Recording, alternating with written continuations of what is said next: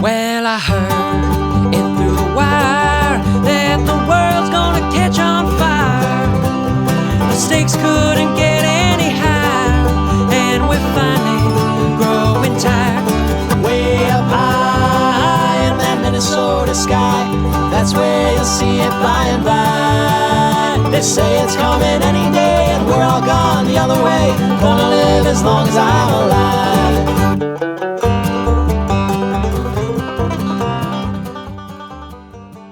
Hey everybody! Well, it happened. We just hosted our first online family reunion thanks to the corona. You know, it's weird. Up until now, we couldn't get people to commit to a family gathering to save our lives. Everybody's too busy. We got soccer practice. We live too far away. Johnny's still contagious. Buster's on house arrest. And then tragedy strikes, and suddenly we can't do one more thing until we make sure Great Aunt Bird is okay, despite the fact she's been sitting in that same chair by the window over at the nursing home for 10 years and nobody's thought to go visit up until now. So before the corona, we're all arguing over who has to call Nadine back, and after 2 weeks of quarantine, we will talk to anybody. Shoot, the only reason I put on makeup today is because the UPS guy is supposed to come by later.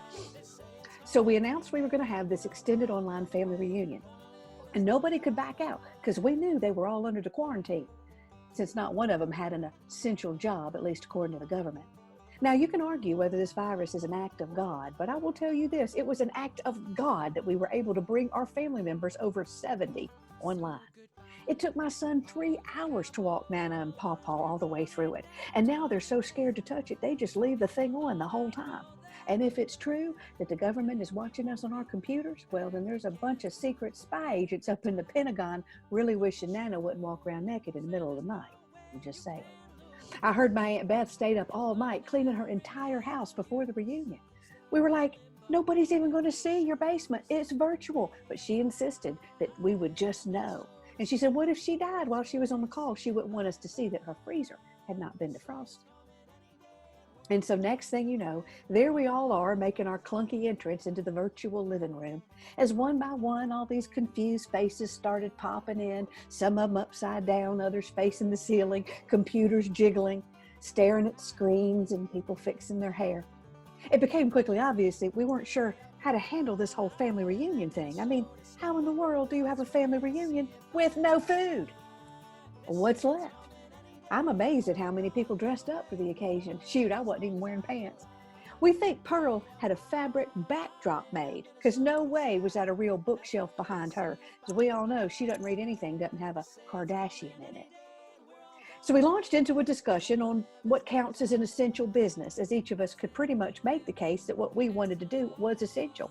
And what kind of world do we live in where they close church but leave the liquor store open? I'm just saying.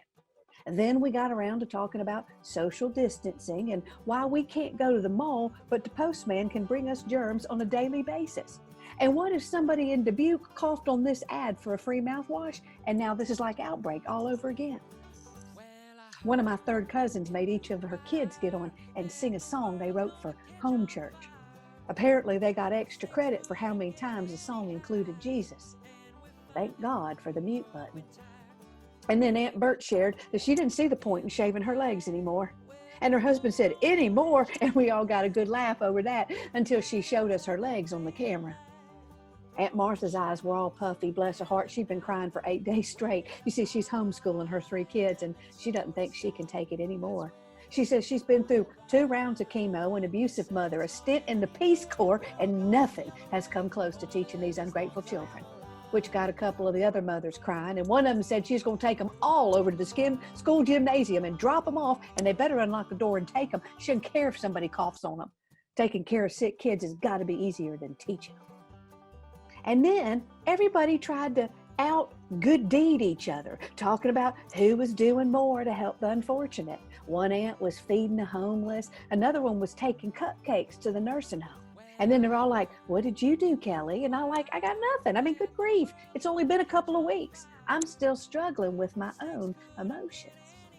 And then someone sneezed into the computer, and one of my aunts starts freaking out, going, I got the corroded. And my cousin is whining because she can't get her toes done. And we were all rolling our eyes until she showed us her toes, and we agreed she could hang by a tree and pick up acorns with those toenails. I'm just saying. Ethel announced that she's leaving Roy. She says it's only been 10 days and she's ready to kill him herself. She said she would have done it already, but she was afraid all the funeral home people was quarantined and they wouldn't be able to pick the body up. And all the while, you got Uncle Bob feeling it's his duty to update us on every article headline coming across his phone. So like every couple of minutes, he's like, just lost another one in New Jersey. Stocks just plummeted. Food lines out of toilet paper again.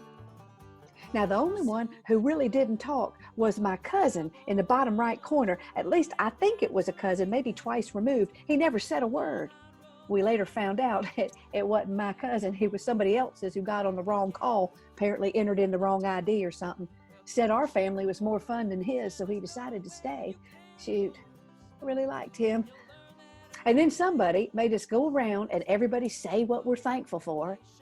And somebody said, well, at least we got the internet. And then somebody else said, not if you can't work and pay the bill, you can kiss the internet goodbye. And then all the millennials started crying. And that's when, all of a sudden, out of the blue, great Aunt Maybell's screen froze and somebody screamed, she's having a stroke, she's having a stroke. And then somebody called 911. And sure enough, like 4 or 5 minutes later, the paramedics show up and she comes to life again. And we all waved to the nice firemen in their masks from our computers. After all that commotion, well, we felt like that was a good stopping point. So we started to say our goodbyes, which in some Southern families can last longer than the event itself. And then in one click, we were all gone. And it was quiet again. Really quiet. That day we learned we could drive each other just as crazy online as in person. But crazy or not, they're our family. The people who still want to see us when the going gets tough. And that, I guess that's what you call a silver lining. I gotta go. We're planning a family game night. Lord help us all. How do you turn this thing off? They say it's coming any day and we're all gone the other way. Gonna live as long as I'm alive.